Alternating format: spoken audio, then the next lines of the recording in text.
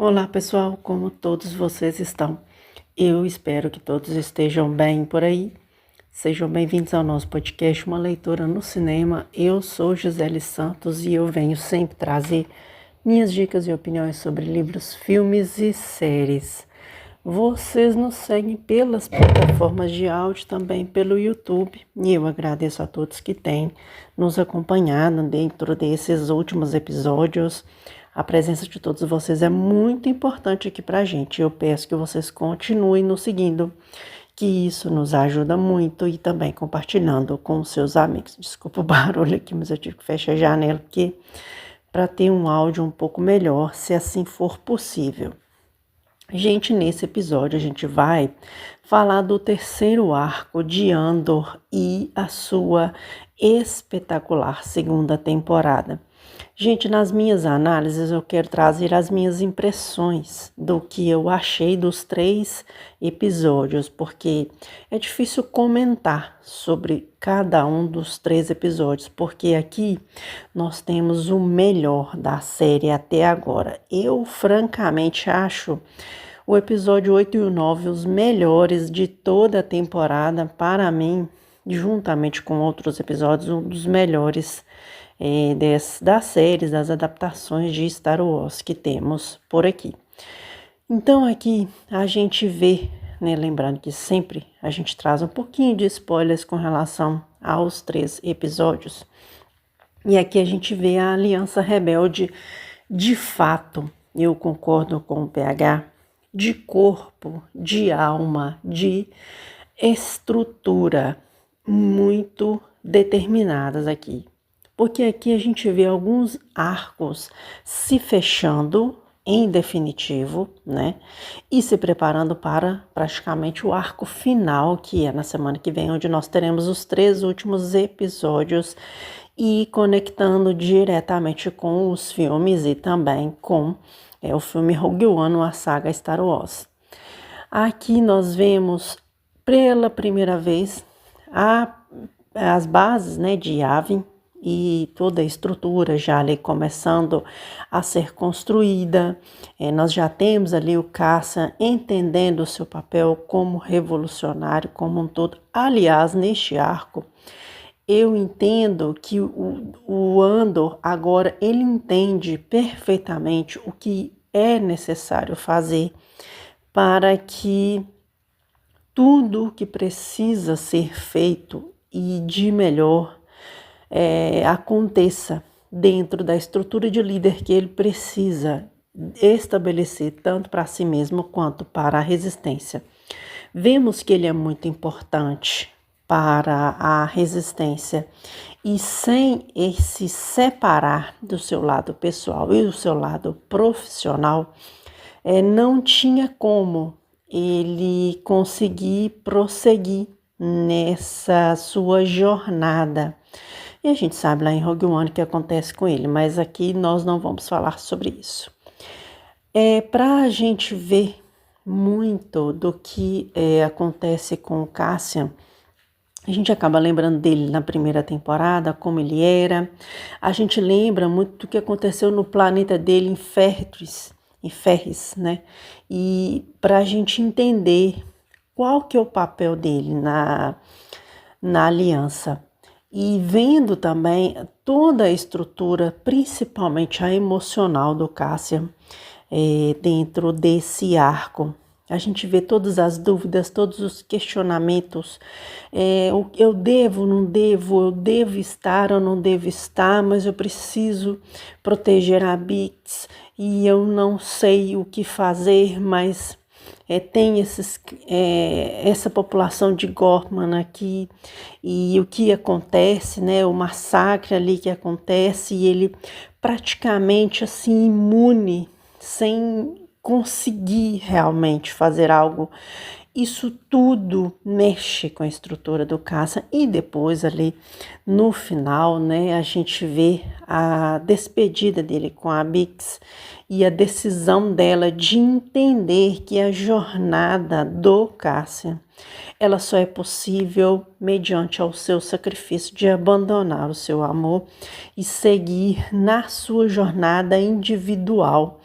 e mostrando para ele então uma nova esperança no sentido que agora ele teria essa possibilidade de, se ele quer ver o seu amor novamente, ele precisa entrar de corpo e alma nessa luta. Concordo com que o PH Santos coloca na sua resenha. Eu aqui, eu acho que eu meio que copiei as palavras do PH, mas é exatamente esse sentimento genuíno que eu sinto também quando eu vejo esses 3 episódios no arco do Cassian como um todo. Eu acho que a gente pode fechar o arco dele dentro dessa prerrogativa antes do arco final, é claro. E todas essas dinâmicas dele com a própria aliança, com o Lúthien e também com as mecânicas que precisam da aliança para que ela seja de fato efetiva. Porque se eles querem ganhar, eles precisam de serem mais efetivos, de certa forma.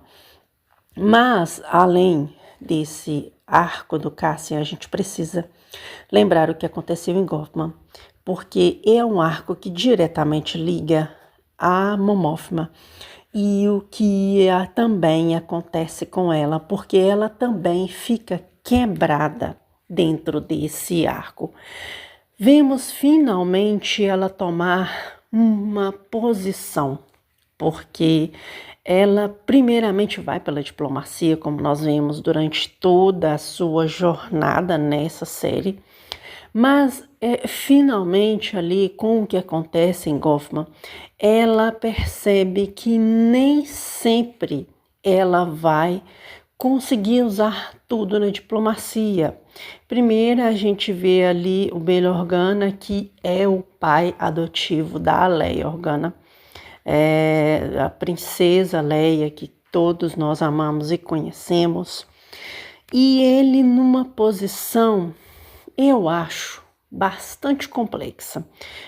O Norton Domingues fala na sua resenha, e eu entendo e eu concordo com ele nesse ponto, porque o Império já está com seus tentáculos todos envolvendo Gotham, ou seja, o plano, mesmo estabanado, mesmo desabaratado, acabou dando certo, porque a ideia era exatamente deixar a população desestabilizada e que eles pudessem ter um único estopim para que tudo ruísse por completo. E foi o que aconteceu no 8º episódio. E aqui, quando a gente vê toda essa dinâmica do Bail Organa, no início você pensa assim, cara, ele está em cima do muro. Ele nunca esteve em cima do muro, porque na verdade ele precisava defender a Leia. Então é muito sim aceitável, é muito sim permitido com que ele tivesse a posição que ele teve, porque ele tinha algo muito valioso para ele defender. E se ele se expusesse muito, como o Império já estava de olho em todos os lugares, ele já estava com seus tentáculos ali, não somente na cidade com os Cílios e a Dedra, ele estava em todos os lugares, ele estava dentro do Senado, com o senador Palpatine, com todos os seus apoiadores, eles estavam dentro ali da cidade, eles estavam dentro até da célula rebelde, eles estiveram ali dentro do templo Jedi.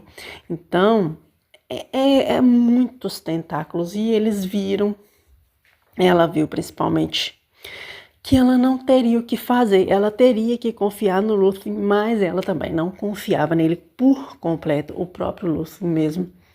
Ele é um cara bem complexo de se entender, porque ele entende o que precisa ser feito, mas ele também tem os seus próprios tentáculos, a sua rede de apoio. Ela é falha também e ele sabe que um mínimo deslize é o suficiente para tudo ruir e ele também perder a cabeça, né? Se a gente for pensar bem por esse modo. Então a Mon Mothma, ela ficou nessa situação em que ela não sabia em quem confiar, ela ficou completamente escanteada E também dentro dos acontecimentos de Goffman, ela então teve a decisão de fazer aquele discurso espetacular que, nossa, eu fiquei muito comovida. Além do que, uma outra coisa que me deixou aqui muito emocionada, que é com relação àquele hino, né, lá de Goffman, antes do ataque mesmo em si, foram 2 pontos nos 2 episódios que me deixaram emocionada. Eu vou ser sincera, eu vi diante, né, dos criadores de conteúdo que fazem essa cobertura mais adentrada de Star Wars, e eu vi várias resenhas, canal do Mando, do Norton, o próprio PH mesmo, e eu vi tantas coisas que complementam muito a experiência de ver esse episódio, sabe? E é muito bom de ver como que isso está dentro da nossa realidade. Eu lembro até que o PH falou na sua resenha com relação aos crimes que tiveram na Argélia. E se for pensar mundo afora, quantas coisas estão acontecendo no mundo hoje, né? A gente pode pegar essa história e jogar ela para a nossa realidade, você vai ver muitas coisas. Eu tenho certeza que, por mais que a gente, muitos fãs reclamem que o Star Wars fala muito dessa questão mais política, mas eu acredito que o George Lucas, quando ele fez este universo esplêndido e espetacular, ele pensou em todas essas minúcias, em todos esses detalhes. E sim, Star Wars também é política. E nós precisamos entender um pouco dessa política para que a gente possa entender o mundo em que vivemos. Se a gente continuar só pensando em fantasia, sim, a fantasia é gostosa, a fantasia é mágica, é algo que nos tira do nosso senso de realidade, mas muita coisa da fantasia está na nossa realidade. E ela é ótima para que a gente abra os nossos olhos para ver a realidade que está bem à frente do nosso nariz muitas vezes, tá? E aqui, brilhantemente, a gente tem mais 3 episódios maravilhosos, tá? Agora a gente vai entrar um pouquinho no arco do Sirius e da Dedra, que é também um arco curioso, porque a gente vê lá na primeira temporada as questões, né, de todos esses personagens. Nós temos aqui os sacrifícios e as questões de cada um, e a gente vê que o Sidious aqui, ele nada mais foi que uma peça neste tabuleiro, onde o Império fez com ele o que quis, tá? Ele foi feito uma marionete, né? Porque ele acreditava que ele estava ascendendo na sua carreira. Ele tinha ali uma mulher que meio que o comandava, além da mãe dele, né? Que vão combinar, com a mãe daquela você não precisa de inimigo. Mas ele achava, né, que ele queria apenas ver ali os rebeldes que tinham e que o Império faria as suas decisões com relação àquele planeta. Eu acho que ele nem ligava para aquele povo, para ser bem sincera, principalmente naquela parte do episódio, se não me engano, episódio 8, onde o Império já estava ali com todos os seus oficiais ali, já comandando, né, a cidade mais sitiada, mais calada. Aquela energia dos episódios anteriores, ela simplesmente minou, não existia mais.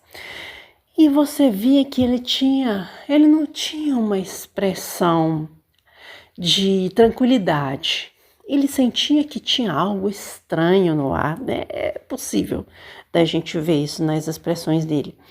E aí ele se viu nessa situação onde ele vê tudo aquilo acontecer, ele meio que não entende. E é interessante porque se você for pensar nas cores das roupas dos imperiais, você vê muito 2 cores, ou branco ou preto. Alguns vão usar branco, outros vão usar preto. Para mim, os que estavam mais ali, que iam fazer realmente alguma coisa, estavam de preto, mas também tinha aqueles de branco que eram os que estavam ali sendo vistos, digamos assim, antes dos chefão mesmo, que é o Palpatine, e nesse momento nós já tínhamos o Darth Vader. E aí a gente vê essa situação com o Sidious e aquela pressão que ele sentia de que ele não estava entendendo bulhufas do que estava acontecendo, chegou a ter aquele puxada ali de orelha com aquele outro do Império e chegou a tentar pressionar a Dedra, mas que não teve muito efeito. Esse relacionamento estranho, complexo que ambos tinham, mas que aparentemente parecia ter uma relação de admiração, né? E que também tinha de uma talvez submissão. Ela tá comigo porque gosta de ser submissa a mim, mas eu quero que ela mande em mim. Essa coisa meio estranha que não dá para entender. Mas ele literalmente foi feito de fantoche nesse rolê todo e que teve o seu fim ali quando ele foi morto por aquele, digamos, seu colega de império, não é mesmo? E ela, quando viu tudo aquilo acontecendo, o massacre, mais o que aconteceu com o seu cônjuge e tudo mais que eles acreditavam, né, que estavam fazendo de bom para o império, para o imperador. Olha, se vocês fizerem tudo isso aqui bonitinho, do jeito que o imperador quer, vocês vão ser lembrados por ele. Olha, não vão ser lembrados por ele. Ele só quer saber da construção da esteira da morte e o resto é isso aí. Tá? Quem vai fazer, quem é leal ao império é isso mesmo, e que sacrifícios e possíveis contratempos são permitidos. Eu não acho que o senador está interessado, que o imperador está interessado em nenhum deles, para ser bem sincero. O massacre em si foi muito, muito impactante.